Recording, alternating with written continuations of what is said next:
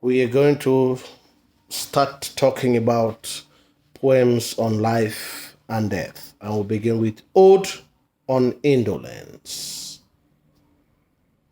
The speaker describes seeing the visions of three faces that fade in turn. The speaker wishes to have wings and follow them because he recognizes the three images. The first image is that of a fair maid known as love. The second image is that of ambition. And the last phase is that of my demon poesy or poetry. The speaker declares that he loves poesy most, even though the greatest blame is heaped on it through criticism. These fading visions of phases cause the speaker to ask what love is and where it can be found. Of ambition, he claims or concludes that it comes from man's heart. But for poetry, it is all about indolence and laziness. In addition, poesy does not listen to common sense or concerns herself with business. The speaker claims that the faces have appeared again and wonders where they have gone. His sleep has been full of dim dreams, and he describes his morning as one which has soul felt like a lawn sprinkled with flowers when the weather is full of clouds, yet no rain has dropped. The speaker speaks emotionally about the morning when he says the moon was clouded, but no shower fell, though in her lids hung the sweet tears of May. The visions cannot compel him to take any kind of action. He bids the faces goodbye without any remorse. The speaker bids farewell to the three ghosts and decides to stay where indolence is out of love and tells them not to return. The speaker is in a blissful cloud of summer indolence when the three figures pass him by holding hands and moving in a file. The figures are compared to those on a Grecian urn that is rotated. The figures pass again, making the speaker angry, for otherwise might have been a perfectly indolent day. The speaker is still affected by the death of his brother, and is suffering from tuberculosis, the same disease that had taken away his brother's life. The speaker had wanted to spend his day in idleness. When he says, ripe was the drowsy hour, the beautiful cloud of indolence benumbed my eyes, my pulse grew less and less. The speaker is unresponsive to the promise of love, ambition, and poetry. This poem indicates Keats' desire to avoid productivity, and his poetry had not been successful as he had wished.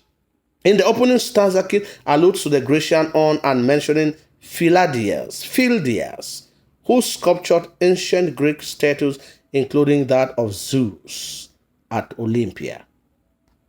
Keats uses apostrophe to address the images in How is it? Shadows that I knew ye not.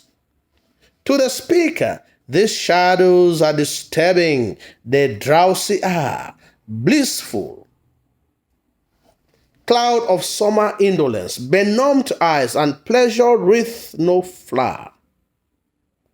It is in this state that Keats is able to have access in the negative capability that he had attributed to William Shakespeare. That is, he can gain access to sensuousness and beauty without the voice of basic common sense. Keats imposes a philosophical or logical structure on his experiences. He wishes that the figures should melt, but they reappear. The poem suggests the persistence of creative and poetic energy in the speaker's soul despite his protest. According to the speaker, indolence is a bountiful source of poetic inspiration.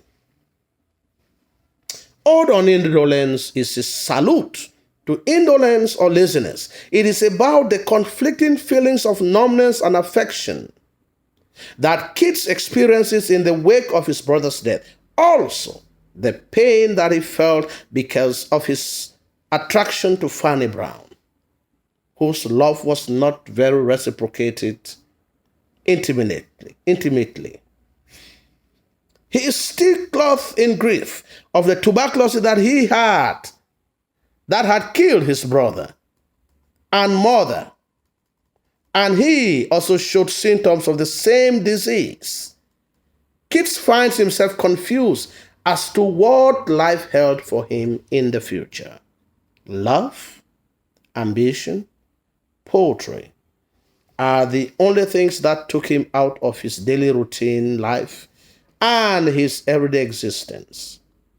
He sees these three elements as immortal Grecian figures, much as he had done to those in Ode on a Grecian urn. Stated in white robes grace, they passed like figures on a marble urn. He doubts whether these figures want to lure him to easeful death, suggested in my pulse grew less and less. Pain had nothing and pleasure wreathed no flower.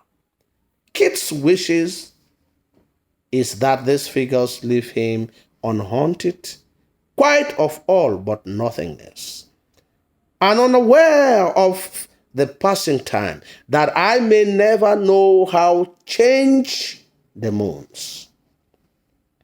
If the three visions want to tempt him to find pleasure in everyday life, they will fail, because love is fleeting as merely a sentimental force, while ambition and poesy may have a stronger hold on him.